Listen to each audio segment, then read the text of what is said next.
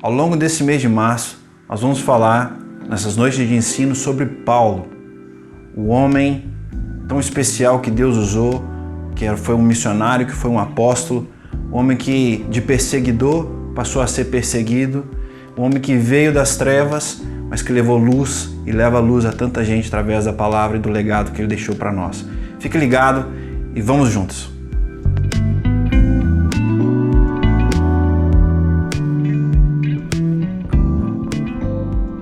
Olá, boa noite, bem-vindo às nossas noites de ensino. Meu nome é Jonatas Portugal e durante as próximas semanas nós vamos falar sobre um tema muito interessante, é um tema que é muito, para mim, importante, que é o Paulo, o apóstolo missionário, um homem que revolucionou a história da igreja. Vamos juntos? Paulo, também conhecido como Saulo de Tarso, foi um discípulo, um mártir, foi um perseguidor da igreja antes, um homem que depois da sua conversão e seu encontro com Jesus no caminho da restauração, no caminho para Damasco, ele se tornou um evangelista, um teólogo, um escritor, um grande pregador que realmente revolucionou a história da igreja primitiva. Ele é muito importante até para os nossos dias de hoje. E eu acho que quando nós aprendemos mais sobre Paulo, sobre a sua história, nós crescemos na nossa fé em Jesus, nós vamos crescer ainda mais naquilo que Deus tem para nós. Veja algumas coisas que Paulo fez na sua história. Ele fez um esforço colossal para pregar o Evangelho de Jesus. Veja, nas suas 3 viagens missionárias, junto com a sua viagem final para Roma, ele percorreu mais de 15 mil quilômetros por terra e mar, para que ele pudesse fazer essa obra de Jesus. Ele também foi responsável por 13 dos 27 livros do Novo Testamento. Ele deixou um legado escrito, que é a palavra de Deus para nós, que muito nos abençoa. E abençoou a igreja durante toda a sua história. Paulo também iniciou um plantio de quase 20 igrejas em toda aquela região. Paulo foi um dos maiores plantadores de igreja para a igreja primitiva. Então, inspirados nessa história, né, nesses exemplos, nesse trabalho de Paulo, nós vamos conversar nas próximas noites sobre ele. Hoje, especificamente, nós vamos falar sobre um tema, que é Saulo, o perseguidor. Nós vamos falar sobre Saulo antes da sua conversão. E é um tema que vai nos abençoar grandemente. Mas antes eu quero que você faça 3 coisas aí na sua casa, onde quer que você esteja, que vai te ajudar a se concentrar e se preparar para esse tempo. A primeira coisa é que realmente você se prepare, esteja num lugar confortável, numa cadeira confortável, num espaço confortável, tenha consigo o seu papel, a sua caneta, a sua Bíblia, que nós vamos usar muito a Bíblia hoje, pode ser no seu telemóvel, pode ser no seu computador, não importa, mas que você se prepare para esse tempo. Número 2, estabeleça uma prioridade. Se houver crianças atrapalhar, tente estar num local, num sítio que você possa dar prioridade a esse tempo, que você não se distraia, que você possa absorver tudo que nós vamos falar essa noite. E número 3, estabeleça objetivos. Ao escutar a palavra, ao escutar esse tempo de ensino, estabeleça objetivos. Faça anotações e, se for preciso, depois revise todo esse material na sua casa. Bom, para falar sobre Saulo, nós precisamos falar sobre um outro discípulo de Jesus, chamado Estevão. Estevão foi um homem muito importante na história da igreja, embora ele tenha vivido poucos anos, porque morreu muito jovem como mártir, foi o primeiro mártir da igreja.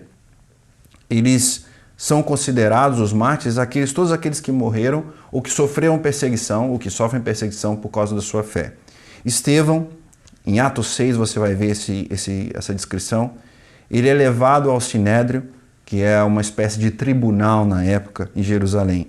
Ele é levado ali para se defender de acusações de blasfêmia, ou seja, os discípulos de Jesus estavam tendo problemas com os religiosos da época. Ele é acusado de ser um blasfemador. Então, ele é levado ao Sinédrio. Então, o que vemos no capítulo 7 de Atos é justamente uma pregação de Estevão diante daqueles homens. Ele usa aquele tempo que era da sua defesa para pregar o evangelho de Jesus Cristo para aqueles homens, para aqueles religiosos da época. É uma dos sermões, uma das pregações mais impressionantes da história da igreja primitiva, talvez de todo o Novo Testamento, que vale a pena você rever.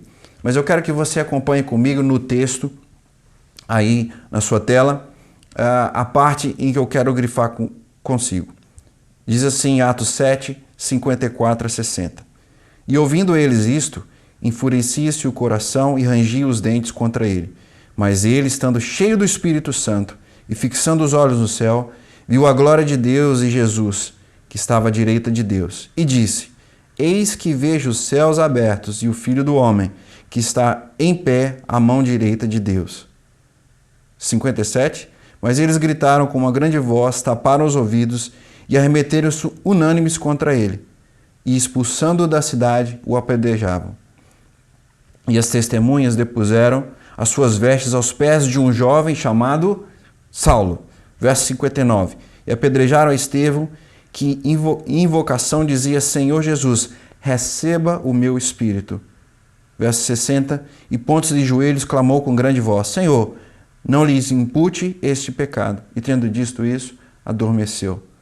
Muitas vezes eu já chorei ao ler esse texto, que é muito especial para mim, que mostra esse homem de tão grande fé. Mas logo ali, nessa história, você pode perceber o Saulo de Tarso, aquele jovem, provavelmente, que já estava ali como um dos perseguidores da fé cristã. É nesse momento que Saulo se torna realmente um perseguidor da fé cristã. No capítulo seguinte, vai dizer mais especificamente, acompanhe comigo no texto, Atos 8, de 1 a 4.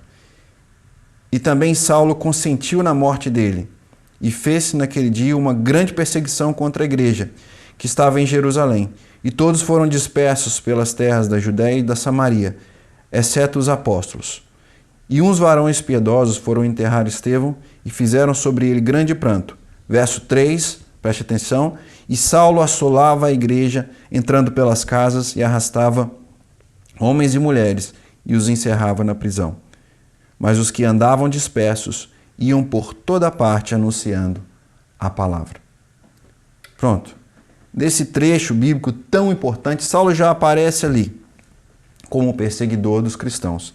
Aliás, o termo cristão, ele só vai aparecer mais tardiamente na palavra de Deus, ou na história, lá em Antioquia, onde os cristãos são chamados pela primeira vez como cristãos. Em Atos capítulo 11, você vai observar esse primeiro momento. Basicamente, os cristãos eram judeus, a maioria deles, que ao se converter, se entregavam a este caminho. Ali, em Antioquia, foram chamados pela primeira vez como os pequenos cristos, ou seguidores de Cristo, tendo aí o nome de cristãos.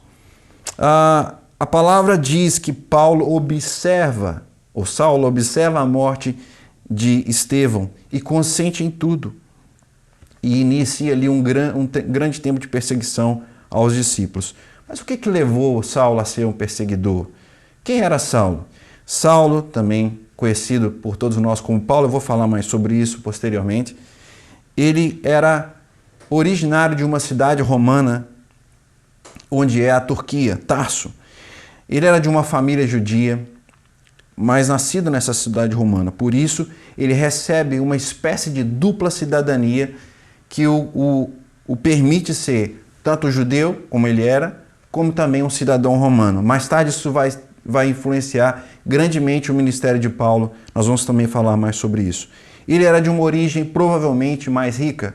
Ele não era um homem das classes trabalhadoras, porque ele teve a oportunidade de estudar. Isso era uma coisa que naquela época era muito difícil. Somente famílias mais abastadas poderiam enviar seus filhos à escola. E assim, Saulo, ele é enviado à escola e ele, inclusive a gente encontra referências na palavra de Deus, que ele foi instruído aos pés de Gamaliel, que era um grande rabi, ou rabá da época. Gamaliel era também um fariseu. Saulo, ele, pôde aprender com Gamaliel e com os líderes da época sobre o farisaísmo. Provavelmente ele já vinha de uma família de fariseus, que era uma espécie de denominação, ou posso dizer até um pouco mais, que seria como uma espécie de partido político da época, porque eles se organizavam socialmente e politicamente. Por isso Paulo fazia parte dos fariseus, do grupo dos fariseus. Os fariseus eram homens que tinham como objetivo dar prioridade à palavra, principalmente à Torá, que eram os primeiros 5 livros da Bíblia que nós temos hoje. Então, eram homens religiosos que davam muita prioridade ao ensino e ao estudo. Em suma, Paulo é um homem de estudo, um homem de uma família rica, proeminente, parte da sociedade da época e muito fervoroso, e seu conhecimento das Escrituras também era muito grande. E eles se consideravam guardiões do que Deus havia dado a eles, que era a lei. Naquele momento histórico aparece um homem chamado Jesus, você e eu conhecemos, e ele vem como Messias, já prometido na palavra de Deus, já naquela lei, já anunciava que havia um Messias. Eles todos aguardavam aquilo, mas, entretanto, Jesus não é reconhecido como tal. Para que se cumprisse a Escritura, somente que já em Isaías 53:3 você pode ver que diz: ele era desprezado e o mais indigno entre os homens, homens de dores, experimentado nos trabalhos, e, como um de quem os homens escondiam o rosto, era desprezado, e não fizemos dele caso algum. Os profetas já anunciavam que Jesus seria desprezado pelos seus. Mas após sua morte e ressurreição, os discípulos e a sua pregação são aceitos por alguns, mas rejeitados por muitos, principalmente pelos religiosos, os judeus, as alas dos fariseus, dos saduceus. E Saulo, assim, se torna um dos grandes perseguidores à fé em Cristo Jesus. Eles rejeitam a mensagem da salvação em Cristo Jesus, e Paulo, aparentemente, estava certo do que fazia. Ele estava certo do que ele estava a fazer.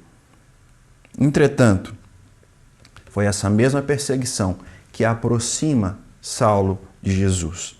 Essa mesma perseguição que Paulo aflige os outros discípulos é o que traz ele para próximo de Jesus Cristo de Nazaré.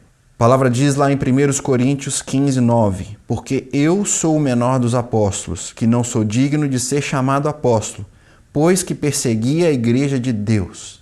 Paulo reconhece que por ter perseguido a igreja de Deus, ele sofre muito com toda essa situação. Entretanto, foi isso que permitiu que ele conhecesse a Jesus. Baseado nesse testemunho de Paulo, inclusive que você pode encontrar em Atos 22, fala mais sobre isso. Nós vamos conversar hoje sobre três coisas, 3 pontos que a perseguição nos mostra.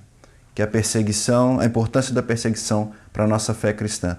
Quero que você acompanhe especialmente hoje esses 3 pontos. Ponto número 1, a perseguição é uma marca do Evangelho. Sim, a perseguição é uma marca do Evangelho. Veja, faz parte da essência do Evangelho, pois mesmo Jesus foi perseguido e ele foi morto por aqueles que o aguardavam como Messias. Os profetas, eles falaram tantas coisas a respeito desse sofrimento e da perseguição de Jesus. Então você pode perceber que há já uma característica muito importante em que a perseguição faz parte do Evangelho. Aliás, não só antes, durante a igreja primitiva, mas também nos dias de hoje. Veja alguns dados, relatos de um relatório muito importante de uma organização chamada Portas Abertas sobre o ano de 2021. Eles fazem isso todos os anos. Diz assim que no ano de 2021 haviam 360 milhões de pessoas que sofreram perseguição e discriminação em seu país por causa da sua fé em Jesus. Nós estamos a falar de 360 milhões de pessoas. Um em cada 7 habitantes do mundo sofreram perseguição por causa da sua fé em Jesus. Aqui trazem outros números, mas só para você ter uma ideia, quase 6.000 cristãos foram mortos no ano de 2021 por causa da sua fé em Jesus. Quase 6.000 pessoas foram mortas, assassinadas por causa da sua fé em Jesus. Mais de 5.000 igrejas foram atacadas. Mais de 6.000 cristãos também foram presos sem qualquer julgamento, foram jogados nas cadeias mundo afora, sem nenhuma espécie de julgamento ou de justiça por causa da sua fé em Jesus. Esse sofrimento tão grande acontece principalmente na Ásia, na África e na América Latina. Mas e aqui na Europa? Nós também não sofremos perseguição? É fato que na Europa nós vivemos o que é chamado de pós-cristianismo. É um continente que outrora enviou missionários, foi um dos berços do Evangelho. É um continente que as igrejas foram plantadas aqui já no primeiro século, mas que hoje despreza qualquer ligação com a igreja cristã. Embora se professem cristãos, muitos dos países na Europa, principalmente aqui em Portugal, é fato que tudo que é religioso, tudo que é ligado à Bíblia e a Jesus Cristo é desprezado. Eu mesmo posso dizer, porque estudo numa universidade aqui em Portugal, aqui em Lisboa, e quando anunciei, nos primeiros dias, que era missionário, que era pastor, fui imediatamente desprezado por muitos colegas que não me davam crédito acadêmico, achavam que eu era talvez um ignorante, alguém que não merecia muito crédito. E só depois de muito tempo é que, me conhecendo, puderam de alguma forma se abrir a um relacionamento comigo na universidade, e eu pude perceber isso pessoalmente. Por isso também falo com você essa noite. Talvez você tenha sofrido com esse tipo de perseguição. É porque nós vivemos hoje dias difíceis. Não é uma perseguição aberta, não é uma perseguição que aparece nesses números e nos relatos, mas que está aqui nos nossos dias. Paulo já instruía e nos alertava acerca dessa marca do Evangelho. Ele diz lá em 2 Timóteo 3,12, você pode acompanhar. E também todos os que piamente querem viver em Cristo Jesus padecerão perseguições. A perseguição é, sem dúvida, uma das marcas principais dos seguidores de Jesus Cristo. E você, sofre algum tipo de perseguição pela sua fé em Jesus? Se sim, qual a sua reação quando é perseguido? E se não, você pode imaginar essa situação? Vamos avançar para o ponto 2. A perseguição faz avançar o reino de Deus pelo mundo. Vou repetir. A perseguição, ela faz avançar o reino de Deus pelo mundo. Talvez você imaginasse o contrário. A perseguição ia sufocar o crescimento e a expansão do Evangelho. Mas não é assim que nós vemos aqui na palavra e também na história. Veja lá em Atos 8, 4, que bem no início da perseguição a palavra diz, nós já lemos esse texto, mas os que andavam dispersos iam por toda parte anunciando a palavra. Isso significa que mesmo naqueles dias de perseguição, a perseguição acabava levando o Evangelho a outros lugares. As pessoas iam, na sua fuga ou na sua tentativa de sobreviver àqueles ataques, elas iam levando o Evangelho de Jesus Cristo. Ainda no ano 200, Tertuliano, um importante teólogo, escritor para a nossa igreja, disse que o sangue dos mártires é a semente da igreja. O sangue dos mártires é a semente da igreja. É triste, mas é preciso entender que onde houve perseguição, houve também a expansão do Evangelho. A igreja se expandiu muito dessa forma, até nos dias de hoje. E eu quero trazer alguns exemplos para você. Na China, uma nação que sofre muito com a perseguição, o número de cristãos aumentou em cerca de 10.000% desde a entrada do regime comunista naquele lugar. 10.000%. E passou de 1 milhão a quase 100 milhões nos dias de hoje. É interessante saber que há milhares de cristãos chineses presos hoje e que foram inclusive mortos por causa da sua fé. Mas ainda assim a expansão continua. Já no Irão, um país que tem um nível de perseguição extrema aos cristãos, há um avivamento, que inclusive ele não é tão publicado, porque os números são muito difíceis de serem encontrados, mas há um avivamento e um crescimento enorme da igreja naquele lugar. Mesmo massacrados, a igreja subterrânea, a igreja que se encontra nas casas, ela vai divulgando e vai propagando o evangelho naquele lugar. Uma organização que trabalha com essas igrejas e também trabalha com a divulgação através da internet, diz que recebe por dia 700 mensagens de pessoas que querem saber mais sobre quem é Jesus e o que é a Bíblia. Veja bem, o evangelho continua a se expandir. Meus irmãos, a igreja cresce diante da perseguição. E para isso, para que se cumpra a palavra de Deus, inclusive o que está escrito lá em Mateus 24, de que será pregado o evangelho do reino por todo o mundo para testemunho de todas as nações. A palavra de Deus não está presa a sistemas humanos. Não está presa ao que o homem diz, ao que o homem faz. A palavra de Deus ela é livre e ela vai aonde o Espírito quer que ela vá.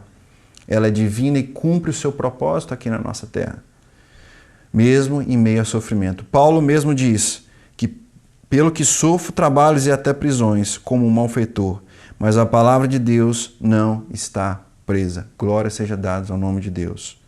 Que essa palavra possa continuar a fluir em nós e através de nós para todos os cantos da terra. Como você pode ajudar e orar pelos seus irmãos e irmãs que são perseguidos pela sua fé em Jesus ao redor do mundo? Ponto 3. O perseguidor também é o alvo do amor de Deus. O apóstolo Paulo, que escreveu 13 dos 27 livros do Novo Testamento, era um perseguidor, mas ele era um alvo do amor de Deus. Embora a perseguição aos discípulos de Jesus tenha causado tanto sofrimento no passado e até os dias de hoje, é preciso compreender que o perseguidor é alguém que meramente não recebeu ainda o amor de Deus na sua vida. Ele é afligido pela escravidão do pecado e ele está preso a essa maldição, essa maldade, a esses erros que todo aquele que não conheceu Jesus ainda sofre. Então, o perseguidor é um alvo desse amor grandioso de Deus, que é cheio de graça por nós. Vamos falar um pouquinho mais sobre isso, para que você possa perceber que o perseguidor também merece receber esse amor de Deus. Existe apenas uma pequena diferença entre você e eu, que já conhecemos a Jesus, que já recebemos Jesus como Senhor e Salvador, e aqueles que odeiam, que perseguem e que realmente desprezam o Evangelho. É a graça de Deus.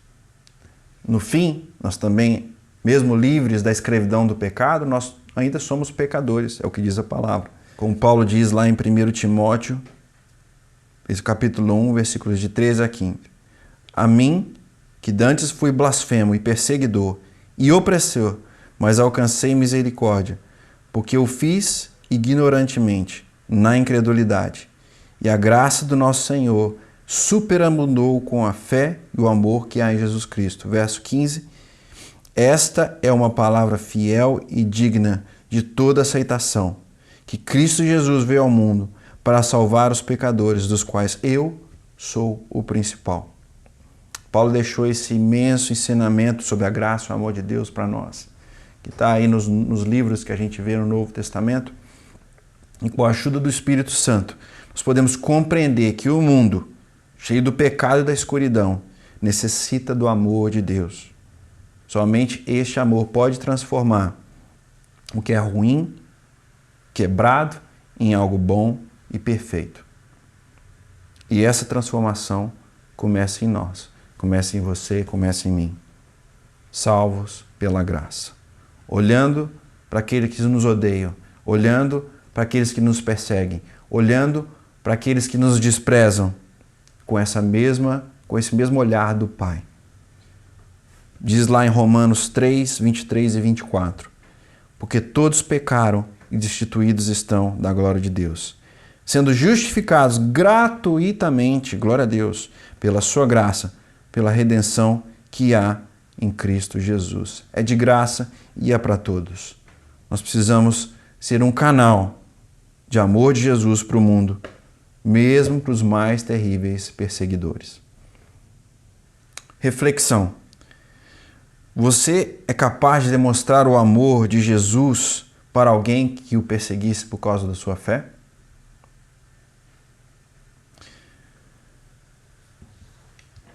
Então hoje tivemos esse tempo muito bom de falar sobre Paulo e a sua fase na vida de perseguidor. O tempo que Paulo foi o perseguidor do Evangelho dos discípulos de Jesus. Hoje trabalhamos 3 pontos aqui.